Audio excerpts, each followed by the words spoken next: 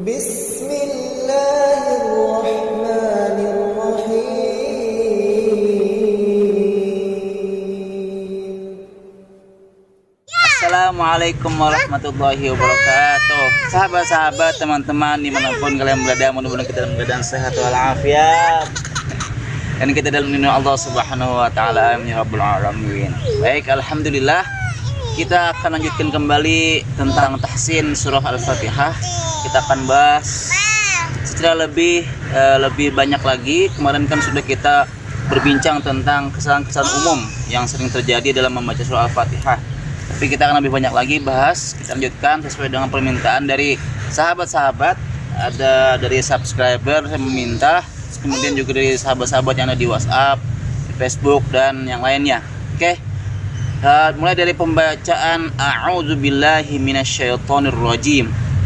Di situ pasti kita sering terpleset karena memang a dengan au bersampingan ya. Jadi mengucapkan a dengan au kebanyakannya a'udzu. Jadi itu sebenarnya hurufnya kan berlainan, a dengan a dengan a. Jadi ketika mengucapkan a'udzu itu kita sedikit pelankan.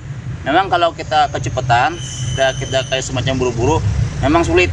A'udzu atau a'udzu, keduanya sama hurufnya, entah a-nya hamzahnya sama atau a'u-nya sama. Jadi a'udzu, a'udzu. Nah, itu kita harus sedikit slow down saja ketika mengucapkannya. Jadi dibuka untungnya ketika pertama menyebut a'udzu, a'udzu billah. Terus kemudian zu itu huruf za ya, za hurufnya di ujung lidah, ujung gigi. Za halus saja dan juga lembut. Zu ya. Jadi memang ada kesalahan dalam pengucapan zu, dan sering saya dengar mengucapnya malah ke huruf ja. A'udzu, a'udzu. Za itu di ujung lidah dan ujung gigi. A'udzu. Ya, Pak Deng. A'udzu. A'udzu billahi minasbillah. A'udzu billah, la Allah, Allah dari kata Allah. Tapi karena lafzul jalalahnya ini didahului oleh huruf yang berharakat kasrah, maka diucapkannya billah tipis, jangan billah. Memang a'udzu billahi minasyin, itu shin besar ya. Kalau di tempat kita ini mengajarkan huruf shin biasanya seperti kita kayak memburu ayam. Ketika ayam masuk dalam rumah atau dalam halaman, maka kita buru, kita usir dengan hush, hush. Jadi semakin kencang kita suaranya hush, hush, semakin kencang maka semakin ayam itu semakin kabur. Nah, seperti itulah gambaran dalam pengucapan huruf shin, ya, hush, hush, hush. Jadi a'udzu billahi memang harus seperti itu kuatnya shin, supaya ada perbedaan dengan huruf sin biasa dengan shin yang titiknya ada 3, kemudian sisirnya ada 3. Minasyaitonir, ta juga seperti yang sudah saya jelaskan, minasyaitonirrajim.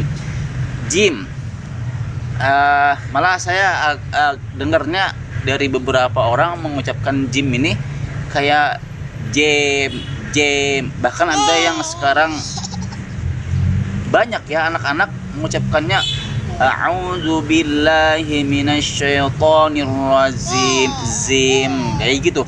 Heran saya, zim dapat dari mana ini bacaan, dengar dari siapa? Zim, kata zim. Sebenarnya itu hurufnya ja, jim juga. Jimnya kan barisnya kasroh di bawah, jadi betul-betul ke bawah. Ya Allah, kotor. Jim, jadi agak ditarik ke bawah supaya kasrohnya betul-betul tam, sempurna. Jim, jangan jem. Nah, itu salah ya. A'udzu billahi minasyaitonirrajim. Ya. Bismillahirrahmanirrahim sudah kemarin kita bahas. Kemudian alhamdulillahi rabbil alamin sudah juga. Kemudian ar-rahmanirrahim, maliki yaum. Nah, pas pengucapan maliki yaum ada memang orang yang memang mungkin belum belajar dengan banyak guru, atau malah belajarnya hanya sekilas. Kadang-kadang juga terikut dengan orang-orang yang salah dalam membaca Maliki. Maka Maliki di situ harusnya kan panjang, Maliki yaumiddin. Malah seperti pengucapannya seperti di ayat surah An-Nas, Malikin Nas. Jadi pendek juga ikut, dikiranya sama dengan pengucapan Malikin Nas, padahal berbeda. Di situ huruf mimnya ada alifnya, Maliki yaumiddin. Beda kan? Maliki dengan Maliki lah, beda sekali. Maliki artinya adalah ini. Kalau Malikin Nas artinya ini. Kan berbeda. Jadi harus juga kita bedakan antara Malikin Nas dengan Maliki yaumiddin. Iyyaka na'budu wa iyyaka nasta'in. Ini maaf ya teman-teman pemandangannya. Ini saya lagi memang piket saya. Memang saya harus nemenin mereka berdua karena mamahnya